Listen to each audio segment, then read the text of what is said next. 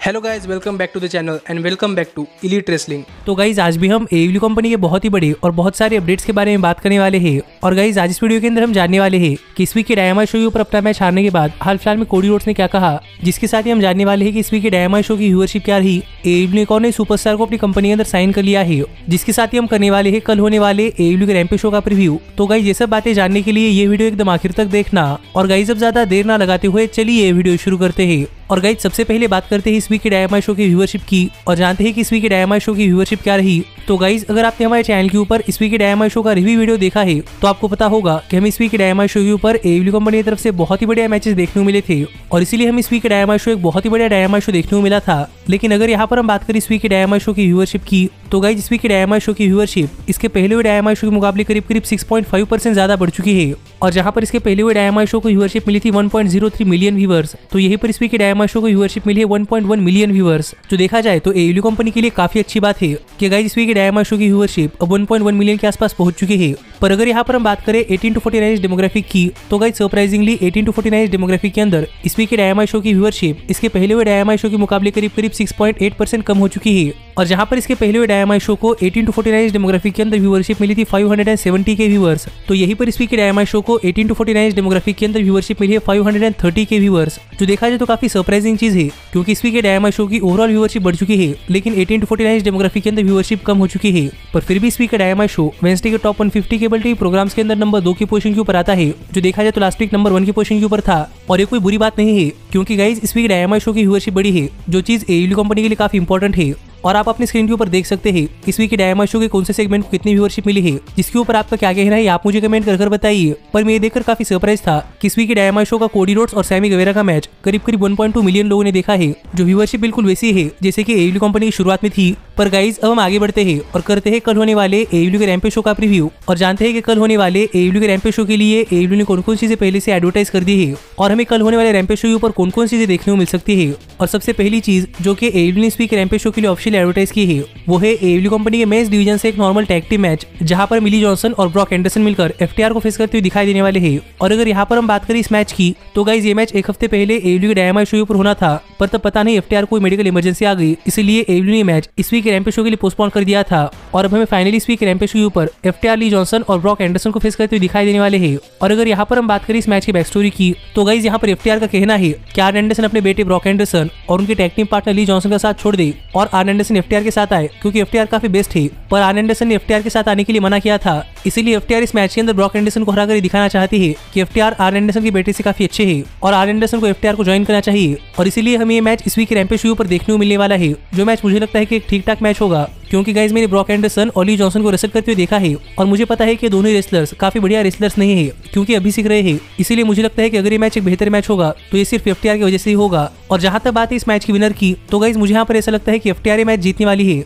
लेकिन यहाँ पर देखना पड़ेगा कि अगर FTR मैच जीतती है तो क्या आर्न एंडरसन FTR के लिए अपने बेटे यानी कि ब्रॉक एंडरसन को छोड़कर जाते हैं या नहीं। लेकिन गाइस अगला मैच जो कि AEW ने इस वीक रैम्पेज शो के लिए ऑफिशियल एडवर्टाइज किया है वो है AEW कंपनी के विमेंस डिवीजन से एक नॉर्मल 1-on-1 मैच जहां पर भी करंट TBS वुमेन चैंपियन यानी कि जेड कारगिल अपनी TBS वुमेन चैंपियनशिप एक ओपन चैलेंज के अंदर जूलिया हार्ट के अगेंस्ट डिफेंड करती हुई दिखाई देने वाली है। और अगर यहाँ पर हम बात करें इस मैच की बैक स्टोरी की तो गाइस यहाँ पर इस मैच के लिए कोई बड़ी बैक स्टोरी नहीं है क्योंकि जेड कारगिल को अपनी TBS वुमेन चैंपियनशिप डिफेंड करनी थी और जेड कारगिल ने चूज किया कि जेड कारगिल अपनी TBS women championship Julia heart के अगेंस्ट डिफेंड करेगी और इसीलिए जेड कारगिल ने जूलिया हार्ट को एक मैच का कॉन्ट्रैक्ट भी ऑफर किया था, पर जूलिया हार्ट ने वो कॉन्ट्रैक्ट बिना पढ़े ही साइन कर लिया है। इसीलिए गाइस हमें यहाँ पर कुछ नहीं पता कि क्या उस कॉन्ट्रैक्ट के अंदर इस मैच के लिए कोई स्टिपुलेशन है या नहीं, पर जूलिया हार्ट ने वो कॉन्ट्रैक्ट साइन कर लिया है, इसीलिए अब देखना पड़ेगा कि इस मैच के अंदर कोई स्टिपुलेशन आती है या नहीं या फिर ये मैच एक नॉर्मल 1-on-1 मैच ही रहता है। लेकिन गाइस जहां तक बात है इस मैच की तो मुझे लगता है कि ये मैच जेड कारगिल के हर एक मैच की तरह ही होगा और हमें इस मैच के अंदर जेड कारगिल काफी डोमिनेट करती हुई दिखाई देने वाली है। और माना कि जूलिया हार्ट AEW कंपनी के टेलीविजन के ऊपर काफी कम आती है, पर मुझे भी देखना है कि इस मैच के अंदर जूलिया हार्ट की परफॉर्मेंस कैसी होती है। पर मेरे हिसाब से इस मैच के अंदर डोमिनेट कर जेड कारगिल जूलिया हार्ट को मिनटों के अंदर हरा देगी, इसीलिए मुझे यहाँ पर ऐसा लगता है कि जेड कारगिल मैच जीतने वाली है और जेड कारगिल स्टिल रहेंगी TBS वुमेन चैंपियन।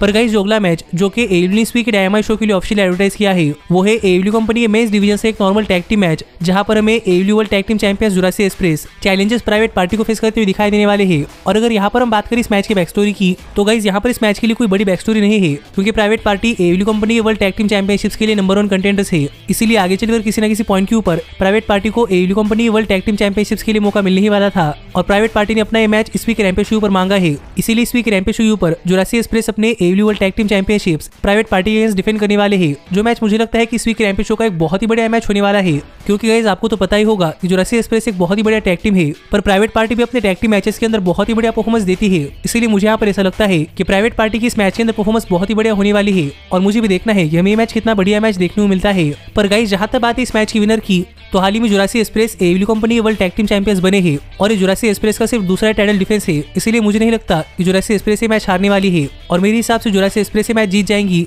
और जुरासिक एक्सप्रेस स्टिल रहेंगे एडब्ल्यू कंपनी के वर्ल्ड टैग टीम चैंपियंस। लेकिन गाइस जो आखिरी मैच जो कि एडब्ल्यू इस वीक रैम्पेज शो के लिए ऑफिशियल एडवर्टाइज किया है, वो है एडब्ल्यू कंपनी के मेंस डिवीजन से एक नॉर्मल 1-on-1 मैच, जहां पर मैं जॉन मॉक्सली द क्लेम के एंथनी बोवेंस को फेस करते हुए दिखाई देने वाले हैं। और अगर यहाँ पर हम बात करें इस मैच की बैक स्टोरी की, तो गाइस हमने देखा था कि जब 2 बार जॉन मॉक्सली और द क्लेम एक दूसरे के आमने सामने आए थे, तब जॉन मॉक्सली ने द क्लेम के ऊपर अटैक किया था और द क्लेम को अपना बदला कभी नहीं मिला। इसीलिए द क्लेम ने इस वीक के रैम्पेज शो के ऊपर जॉन मॉक्सली को एक मैच के लिए चैलेंज किया है, और जॉन मॉक्सली ने भी चैलेंज एक्सेप्ट कर लिया है, और इसीलिए हमें ये मैच इस वीक के रैम्पेज शो के ऊपर देखने को मिलने वाला है। जो मैच मेरे हिसाब से एक ठीक ठाक मैच हो सकता है, और हमें इस मैच के अंदर जॉन मॉक्सली काफी डोमिनेट करते हुए दिखाई दे सकते हैं, क्योंकि हाल ही में जॉन मॉक्सली ने अपना कमबैक किया है, और जॉन मॉक्सली एक टैग टीम रेसलर के सामने वीक नहीं दिखाई दे सकते। और इसीलिए मुझे ऐसा लगता है कि इस मैच के आखिर में जॉन मॉक्सली मैच जीतने वाले हैं, क्योंकि अभी भी जॉन मॉक्सली रिटर्न हुआ है, और जॉन मॉक्सली को दोबारा से एडब्ल्यू कंपनी रैंकिंग्स के अंदर आगे बढ़ना होगा। इसीलिए मेरे हिसाब से जॉन मॉक्सली मैच जीतने वाले हैं, और इतने ही मैचेस है जो कि एडब्ल्यू इस वीक रैम्पेज शो के लिए ऑफिशियल एडवर्टाइज किए हैं। और अगर इस सब के अलावा इस वीक रैम्पेज शो पर कुछ होता है तो क्या है, ये मैं आपको कल सुबह हमारे चैनल के ऊपर रैम्पेज शो के रिव्यू वीडियो के अंदर बता दूंगा। जो वीडियो अगर आप मिस नहीं करना चाहते